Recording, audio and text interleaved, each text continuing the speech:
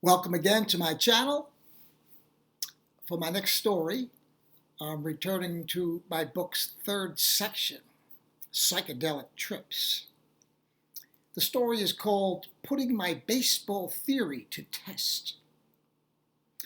In case you're wondering what it's like to play baseball tripping on LSD, and I know you're wondering, I'm here to tell you. Let me say this before I begin.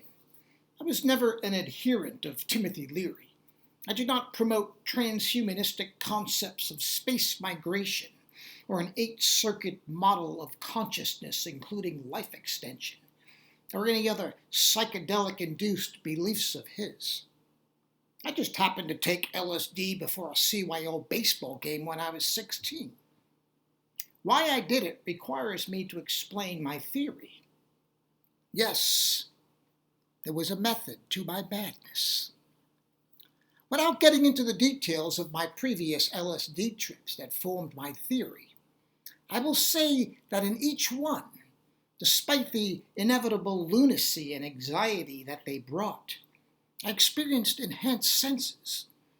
When I listened to orchestral music, I listened as if I possessed as many ears as instruments.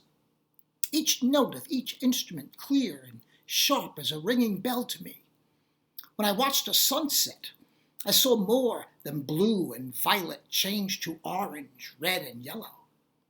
I saw wavelengths of light particles suspended in the atmosphere, looking not with two eyes, but with as many eyes as there were colors, all in their multiplicity of dimensions and hues, shifting, forming, taking shape. And that brings me to baseball. With enhanced senses, I would surely hit better, run faster, catch and throw with more efficiency and accuracy. Besides, it was my final chance to test my theory. It was the last game of the year, and in all likelihood, the last game of my career, since CYO didn't extend beyond 16. The time was right. The summer grass, the white sky, the burning sun, the bacchanal gods of youth, a now or never youth. No waiting for tomorrow, not like young people today. But I will not get into that. I will stick to what I know, playing baseball on LSD 50 years ago. Let me get right to the good part.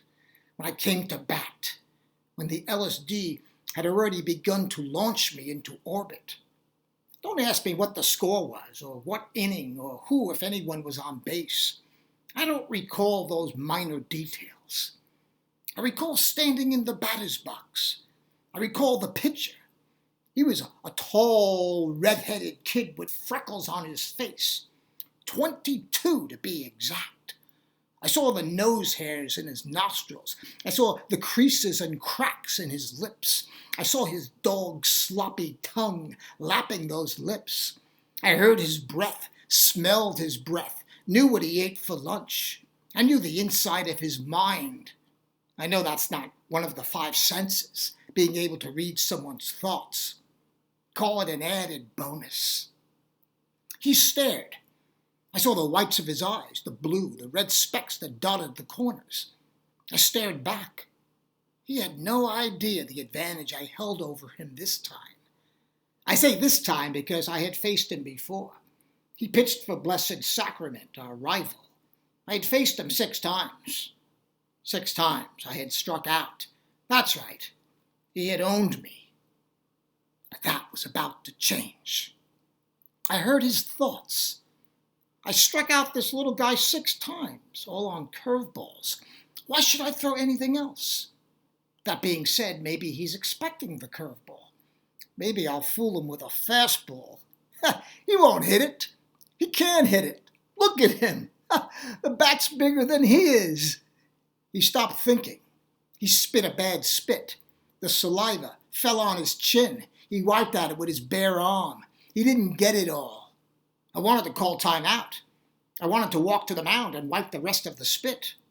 I didn't want to be distracted by something as unseemly as saliva. It was too late. He was already in his windup. I saw the ball come out of his hand. I didn't know if it was a curveball, fastball, or changeup. It didn't matter. The ball split into 5 balls, all equal in size. Time stopped, or nearly stopped. The 5 balls approached me lazily, suspended, giving me a chance to study them, decide which one I wanted to hit. The low one, the high one, the one on the inside corner, outside corner. Why should I choose any of those when there was one coming right down the middle? Yes, that was the one I wanted. All I had to do was swing. Even if I missed it, chances were I would hit one of the other 4. I didn't miss the one down the middle, nor, it turned out, did I miss the others either. I hit all of them. That's right, all 5 balls, with one swing, with one bat. I stood and watched 5 balls sail into the outfield toward the cotton-soft clouds, rising higher and higher where baseballs had never tread. The poor right fielder didn't know which way to run to track their flight. I saw him turn to his left, then to his right, then behind him, then in front of him. 5 balls and 1 fielder. The odds were stacked against him. "Run! Run! Run!" I heard. I looked into our dugout. I saw the faces of my teammates and my manager. They bore the faces of the suffering souls I had seen in pictures of hell, contorted, distorted, crooked, uneven.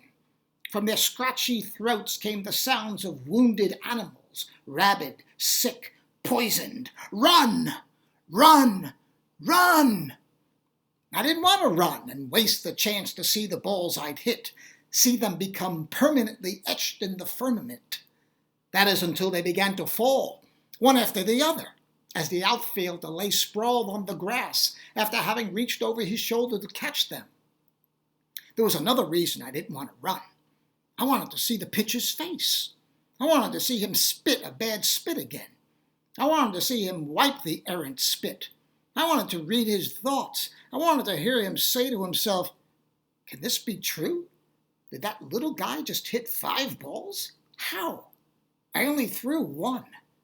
Am I tripping?" "Run! Run! Run!" came the frenzied calls from the mad dog Wild. The heroic outfielder straightened himself and gathered up all the balls. I saw him throw them, cocking and releasing his arm, once, twice, 3, 4, 5 times.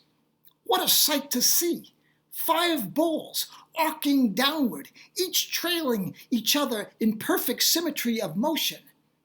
To think I had created such beauty with one swing of the bat, with a theory I had finally put to test on this, the last game of my career. If there was a feat greater than mine, greater than the right fielder's, it was the first baseman's. He opened his mitt, and one by one the balls fell in it. I heard myself say, "How did he do that? How did he fit all of them in one glove? Is he testing a theory as I am? Is he tripping as I'm tripping?" "Wow, far out," I said aloud.